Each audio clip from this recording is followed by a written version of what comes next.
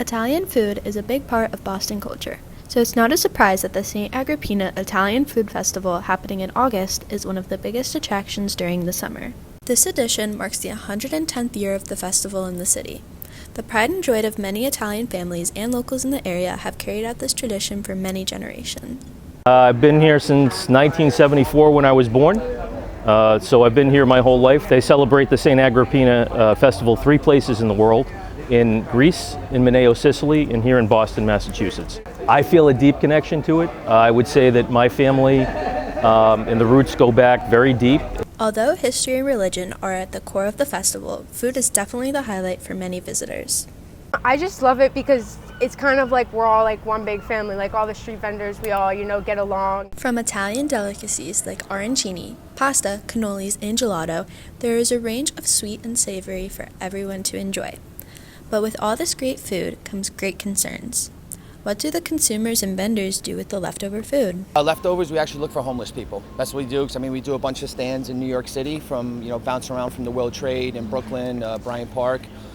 We take leftovers, if we hand it out to vendors, what we have left, he could attest to it, that, we'll find people in the city. Our product is easy because it's made and then it's flash frozen, so we keep freezers on hand, so it's, even if we have leftover, we're taking back.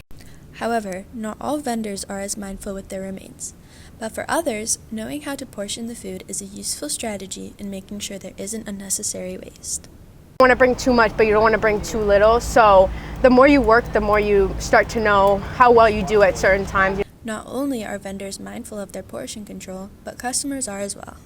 Trying to avoid buying too much in the first place so we don't have, have that issue to begin with. We end up tossing not much out, but still enough to where, could have been going to someone else. In addition to waste, sustainability and responsible sourcing are things that many vendors also have in mind while handling their businesses. So it's sourced kind of locally, local small organic farms around the world, but they're single source, which means that they're not blended with anything, which keeps it tasting pure and fresh and everything like that. The great thing about beverages and coffee, especially espresso, is that there's not that much waste. With 92 billion pounds of food going to waste each year in the U.S., according to data from feedingamerica.org, the pressure is rising on organizers of food festivals to be more conscious of food waste. Most of the people that you see right behind me are also part of the cleanup crew. They're part of the feast crew. Between the Men's Society and the Women's Society, we have about 100 members. Some vendors donated to the homeless shelter for veterans, I believe, on Court Street.